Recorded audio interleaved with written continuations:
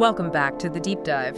Today, we're plunging into a phrase so common, casually spoken, that we almost never question the sheer weight it carries. Look at the child to know the parents. Exactly. It functions as this absolute self-evident truth in our society, doesn't it? It really does. It's such a simple statement, but it places this just staggering moral burden on both the parent and, often unfairly, on the child. And we see that burden play out immediately. All the time. That's what jumped out of our source material.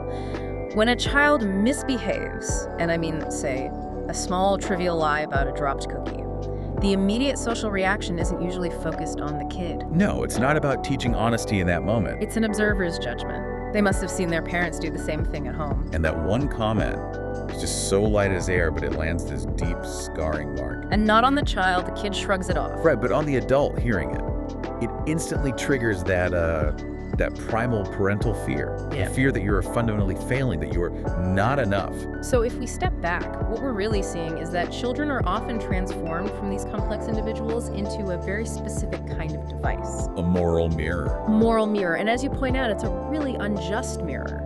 It's expected to reflect only the good stuff, the actions adults are proud of. While often flashing back all the parts that adults are trying desperately to hide. Right. So our mission today isn't to judge if the statement's true or not.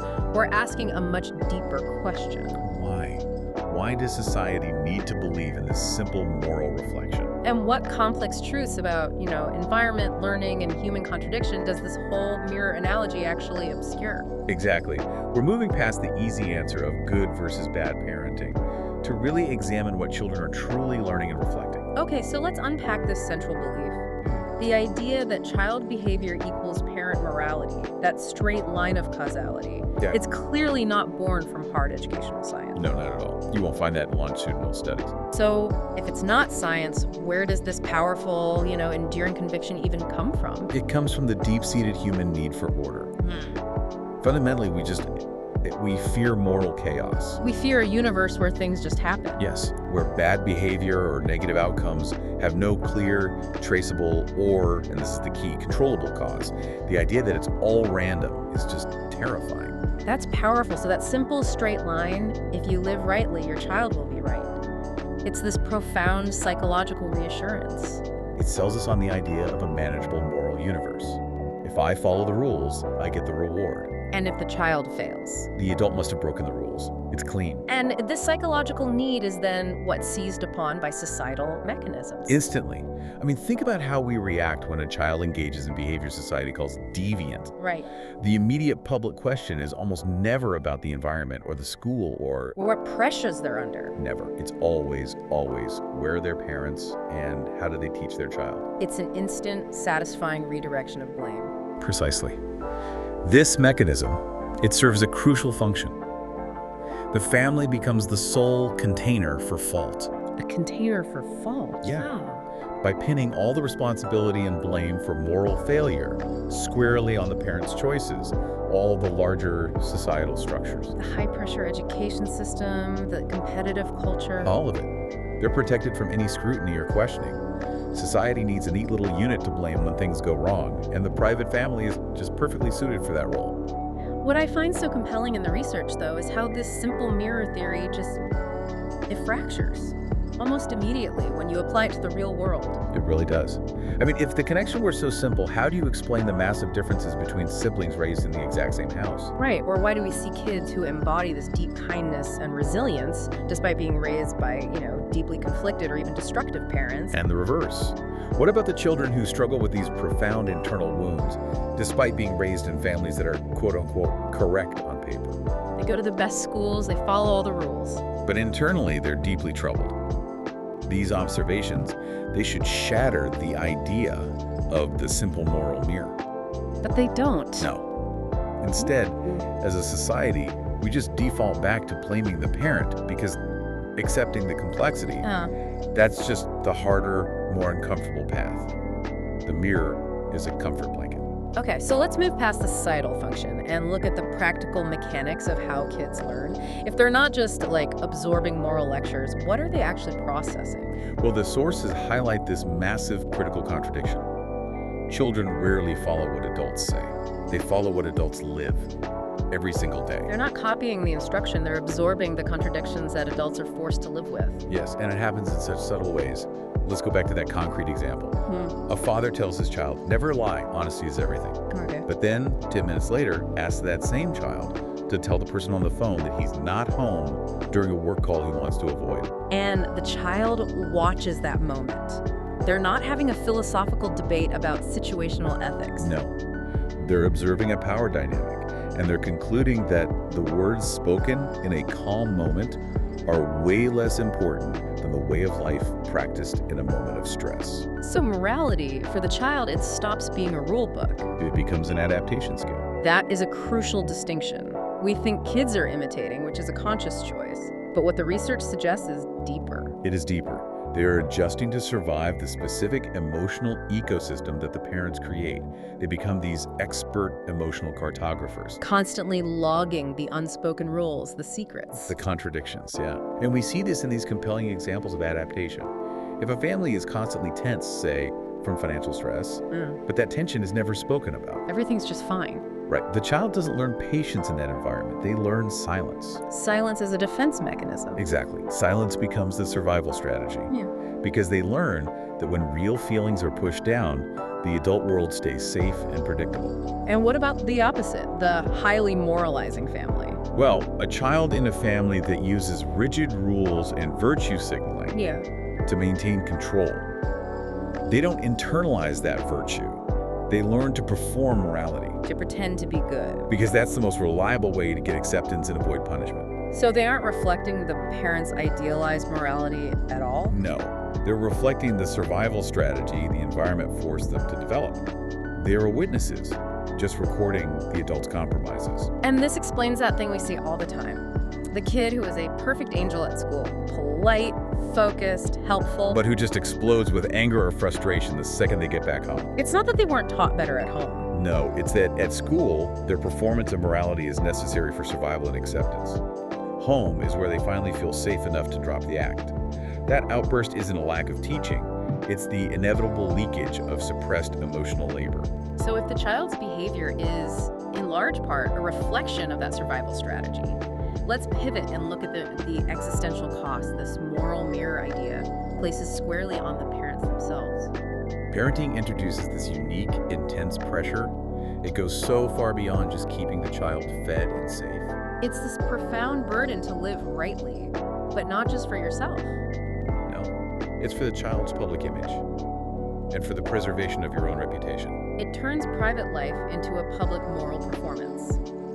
The research details that incredibly common moment, the parent scolding a child in the grocery store. And often, the intensity of that scolding has nothing to do with the danger of the action. It's about the parent trying to maintain moral face in front of strangers. They are terrified of being judged as the one who produced the bad child. And what does the child learn in that moment? They learn that their feelings, their frustrations, they have to be instantly suppressed so the adult can maintain peace and their reputation. That distortion is subtle, but it teaches the child that performance matters more than what's real.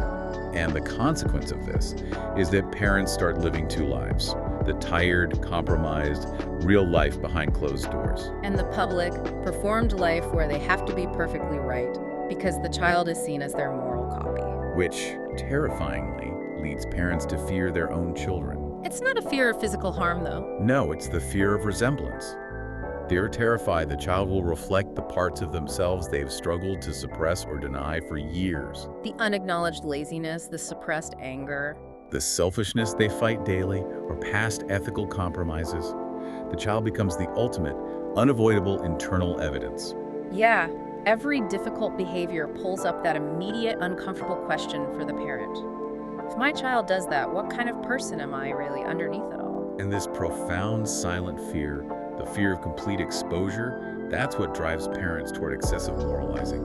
They lecture, they control. They're desperately trying to control the contradictions they're trying to hide from the world, and maybe most of all from themselves. So the parent is just left exhausted.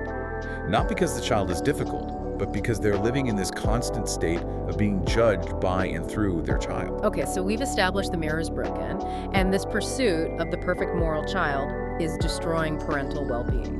This brings us to the natural listener objection, right? Right. If we stop insisting on this simple mirror and stop blaming the parent, are we just encouraging irresponsibility? And that anxiety is valid. It comes up precisely because society pushes so hard for that simple answer. It gives us psychological anchors. Accepting the complexity feels like cutting the anchor rope. It does. But we have to clarify that responsibility doesn't vanish. It just becomes more complicated and, I would argue, more meaningful. So how do we redefine it? Well, the societal expectation that you're responsible for producing a perfectly moral, unflawed child, that is fundamentally impossible. It's not human. So what's the real responsibility? The sources suggest the true, difficult parental responsibility is to create a safe space, a home where the child does not need to perform morality just to survive. Where they don't have to hide their genuine emotions just to keep the adult's world orderly. Exactly. That is a critical shift in focus, away from outward presentation toward internal safety and authenticity. So if we accept this new responsibility, we need a framework to manage it. We can borrow from a very old, very practical philosophical perspective in the source material, the Stoic question. What is within your control and what is not? Exactly. Applying this frame strips away so much of the anxiety driven by that moral mirror. So what is definitively not within a parent's control? You do not control how society judges your child. You don't control the external world, the technology they see, or the painful lessons they're going to learn outside your home. That's that necessary pain we talked about. But you do control the environment inside the home. Absolutely. You control how you face your own contradictions. You control whether you use morality as a mask to hide your fear. So the key takeaway here is that children don't need right parents. No, they don't need perfect parents who adhere to some visible moral code. They need real parents. Adults who are brave enough to admit, I have conflicts and I'm actively learning how to live with them. That honest living process with all its mistakes and limits? It provides a far sturdier foundation for a child than any perfect but dishonest moral lecture ever could. Which leads us to the most difficult but most essential part, the practical tough strategies for this. And we have to reject the easy advice like just love them enough. The first and maybe the most uncomfortable strategy is to stop using your child as the moral metric for your own self-worth. What does that look like in practice? Well, when the child acts out, the reflex is immediate self-blame. Where did I go wrong? Right. What did I fail to teach? But the sources suggest a different question. Ask instead, what in the environment, what rule, what tension, what unexpressed fear is forcing this reaction? So, if the child is lying, you're not immediately asking, where did they learn that from me? But what pressure are they under that makes lying feel like the safer option? Exactly. That shifts the focus from parental blame to environmental clarity. Okay, strategy 2. Dare to show your adult limitations. This flies in the face of the traditional model, where you have to be the infallible authority, the rock. But how do kids learn to process failure if they never see you fail? They don't. They learn that failure is catastrophic and must be hidden. So they learn genuine morality not from the absence of mistakes, But from how adults process their mistakes. Yeah. When you're exhausted, admit you're tired. When you make a mistake, a small one like misplacing your keys, admit it. Show them the process of repairing it, You're demonstrating that a fractured pillar can still stand. which is a lesson in real sustainable strength. And the third strategy, this is the most challenging one because it turns the mirror back onto the adult. Stop asking, what will my child become? And instead ask, when my child reacts this way, what struggle am I avoiding looking at in myself? This is where the child becomes the uncomfortable touch. Yes. We often get disproportionately angry at a child, not because of their behavior, but because they have inadvertently touched the exact nerve we have been trying to suppress in ourselves. So their selfishness exposes our own hidden desire to be selfish. Or their tantrum exposes our deep-seated impatience with our own lack of control. Your reaction to that touch is what is truly being measured, not the child's action. It's an exposure therapy moment. It's a hard truth.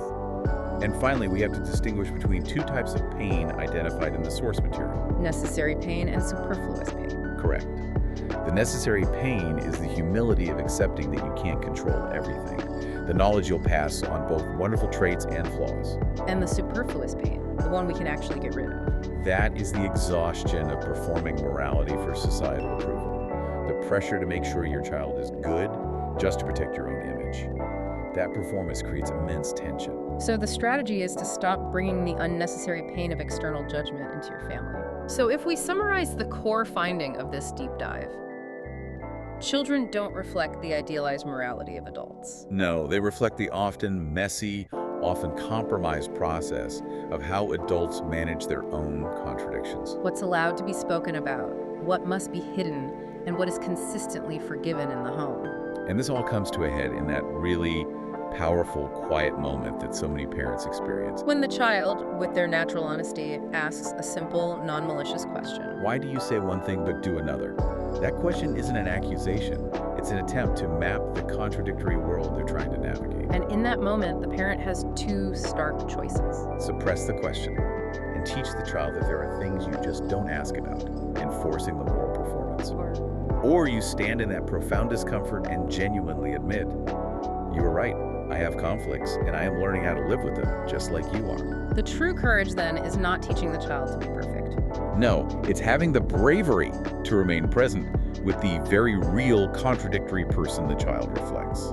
The parent can't control society's judgment, but they can control whether they use morality as a desperate shield to evade their own fears. That leaves us with this final thought for you to carry forward long after this deep dive is over. What if you stop looking at your child as a mirror, solely intended to judge your own morality, and instead see them as a person reacting to a world full of contradictions, a world you too are still struggling to navigate? What would you need to stop fixing and start living honestly in your parenting today?